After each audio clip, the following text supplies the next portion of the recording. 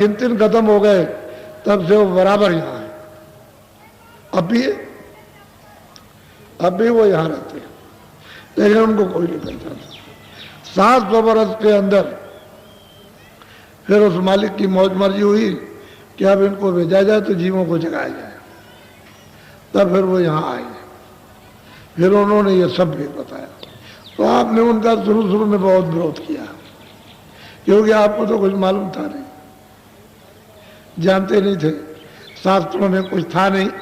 जो साधना थी वो तो कलयुग में हो नहीं सकती, तो आप उनके खिलाफ पड़ गए।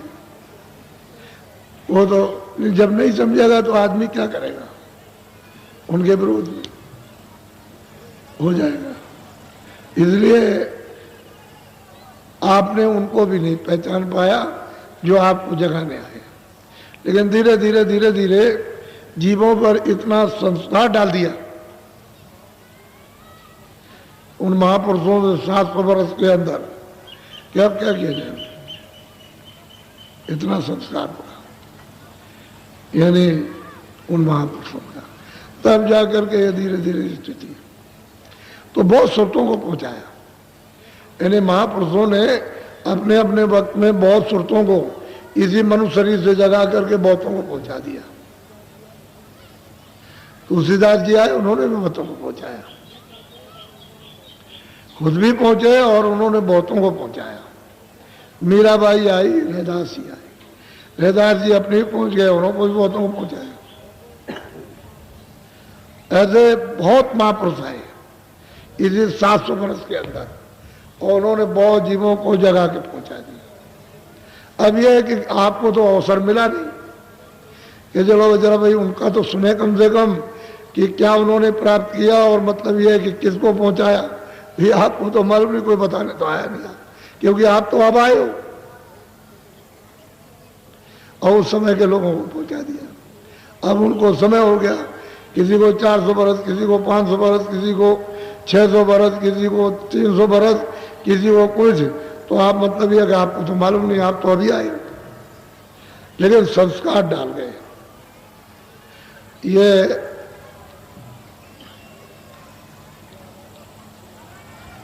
ये आबादी उन्हीं की वजह से बढ़ गई, उन्हीं महापुरुषों से आबादी बढ़ गई, क्योंकि ये 84 के जीव 4 खानों के, इनके ऊपर उनकी दया कुछ मेहर हो गई। ये वो सीधे यानी सीधे ही लौट आए। 84 तो बहुत लंबा था चक्कर, वो सीधे ही मनुष्य शरीर में आ गए। अब ये तो कृपा हो गई महापुरुषों, तो आबादी बढ़ गई। आपको तो इसका भेद मालूम नहीं, कुछ जानते नहीं, और बस ये है कि आबादी कम कर दो, कम कर दो। कम कैसे हो जाएगी, कम नहीं हो सकता। हम तो जब भी कह रहे थे कि कम कोई नहीं कर सकता। आप वैसे ही मेहनत कर रहे हो, मेहनत मत करो, जो उसका खेल है उसको होने दो। अब ये तो आपने इस खेल को, आप तो किसी का शरीर बना नहीं सकते हो, तो बिगाड़ते क्यों? तुम्हारा काम यह है कि तुम उसकी हिफाजत करो बस। किसी के बनाए हुए जिसको नहीं बना सकते हो उसके बिगाड़ने का आपको कोई अधिकार नहीं है। अगर आप बिगाड़ते हो तो आपको सख्त सजा मिलेगी, उससे बच नहीं सकते हो। इसलिए खुदा की बनाई हुई, उस परमात्मा की बनाई हुई चीजों को आप मत बिगाड़ो। अगर आपको हो सकता है तो उनकी हिफाजत करो, नहीं हो सकता तो छोड़ दो। आपसे क्या मतलब, जिसने उनको पैदा किया वो अपने आप देखेगा। तो आप वैसे ही ठेका लेते हो, ठेकेदार मत बनो। जो आपके हाथ में नहीं है उसका ठेका मत लो। जो आपके हाथ में, अपने आप को सुधरो और अपने आप को जाओ। तो सही चीज यह है कि परमात्मा भी यहां नहीं कभी आएगा। उसके नीचे लोगों से लोग आए, उन्होंने उसका संदेशा दिया। कोई ईश्वर लोक से आया, एक सुरत आई, उसी के बोध में आई, उसने बताया कि भाई ये वहां पर परमात्मा है, खुदा है। तो और ऊपर से कोई आया उनके लोग से, उन्होंने कहा नहीं, वहां ऊपर ब्रह्म है, नहीं रब है। तो चलो तुम ये रास्ता है। फिर किसी ने कहा कि नहीं, इसके ऊपर में पार ब्रह्म है, तो मतलब यह है कि अल्लाह है, तो चलो उधर। तो जिस जगह से आया उसने अपने अपने लोक के अधिष्ठाता का संक्षेप में इशारे में प्रचार किया, खुल करके बात कुछ नहीं बताई, बिल्कुल गोपनीय रखा। गीता को पूरा पढ़ो, बिल्कुल उन्होंने गोपनीय चीज रखी है, कुछ बताया था कुछ नहीं। जब उद्धव ने सुना कि कृष्ण भगवान ने कहा कि मैं अपने परम धाम को जा रहा हूं, तो जब उनको खबर लगी तो दौड़ के आए, कह लगे अरे भगवान, हमने सुना है कि आप परम धाम को जा रहे हैं। कहा अब मेरा काम हो गया, जिसलिए मैं आया था वो हो गया, क्योंकि द्वापर खत्म होगा, मेरे जाने के बाद कलयुग लगेगा, तो मेरा जाना ठीक है। तो उन्होंने पूछ तो लिया था, बता तो दिया था उनको कि परीक्षित को राज मिलेगा, ये बताया उन्होंने। और जब उसका राज तिलक होगा तो बस समझ लीजिए कि द्वापर खत्म और कलयुग शुरू हो जाएगा, ये तो बताया था उन्होंने। फिर जाते वक्त में उन्होंने ढंढोरा पीट दिया,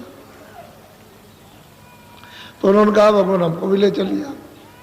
कह लगे देखो तो मेरे परम धाम को ऐसे कोई नहीं जाता, कोई भी नहीं जाता। तो भगवान कैसे जाते हैं, क्योंकि उद्धव का बहुत प्रेम था, उद्धव बहुत उनको चाहते थे। कैसे जाते हैं, कह लगे देखो तो तुम जाओ और योग करो, योग के बल से अपनी जीवात्मा को जगाओ और मेरे परम धाम को लाओ। तो उन्होंने कहा कि मैं तो अब योग नहीं कर सकता, क्योंकि मेरा शरीर तो पुराना हो गया। तो कह लगे मैं कुछ नहीं जानता, मैं इसमें कुछ नहीं, ऐसे परम धाम नहीं मिलेगा। साफ जवाब दिया उन्होंने। फिर उन्होंने कहा देखो एक बात बता दे कि तुम संतों के पास चले जाओ, उनकी खोज कर लो, उनसे शायद तुमको मुक्ति और मोक्ष मिल जाएगी। अब वो संतों की क्या से पहचान करेंगे, कैसे पहचान कर लेंगे? तो फिर मैं उनका घर रोते हुए वापस चले गए। योग तो हो नहीं सकता। अब ये बताओ कि उद्धव को अपने परम धाम में नहीं ले जा सके, जो उनसे बातचीत कर रहे थे, दर्शन कर रहे थे, सेवा की थी, और आपने तो कृष्ण को देखा भी नहीं, ना आपने राम को देखा, ना आपने मोहम्मद साहब को देखा, ना आपने बौद्ध को देखा, ना आपने महावीर को। और आप कहते हो कैसे? अरे बच्चों, लकीर के फकीर मत बनो। जो महात्मा कहते हैं वो सबके लिए त्रिकाल सत्य होता है, वो आजकल के लिए नहीं, चारों युगों में लगेगा और तीनों कालों में। तो आप लोग इसको नहीं समझते, ये जानते ही नहीं। इसलिए महापुरुष सबका भेद जानते और सबसे परे आते जाते। जिसने ये सब कुछ बनाया, सब कुछ दिया, जिसने ईश्वर को, ब्रह्म को, पार ब्रह्म को अपने देश से निकाला और बाहर कर दिया, और सुरतों को, ये जीवात्माओं को भेजा, वो उसके पास आते जाते, वो सबका भेद जानते, उनसे कोई भेद बाकी नहीं रहता। लेकिन आपको इसका पता नहीं। अब यह है कि तुम महापुरुषों के पास जाओ, अगर वो टिकट दे देंगे जाने का, टिकट कौन सा? नाम। जब वो दे देंगे तो कोई रास्ते में रोकेगा नहीं, और अगर टिकट ऊपर जाने का नहीं मिलेगा तो रास्ते में कहेगा इधर आओ, यहाँ जाना तलाशी दिए जाओ, कितना तुम्हारे पास पुण्य है और कितना पाप है, वह वही जाना लेगा। और जब तुम्हारे पास कुछ नहीं रहेगा, ना पाप रहेगा पुण्य, उसको तो ही साफ कर देंगे। इसी जगह मन, बुद्धि, चित्त, अंतःकरण, जीवात्मा को यही बैठ करके धो डालेंगे।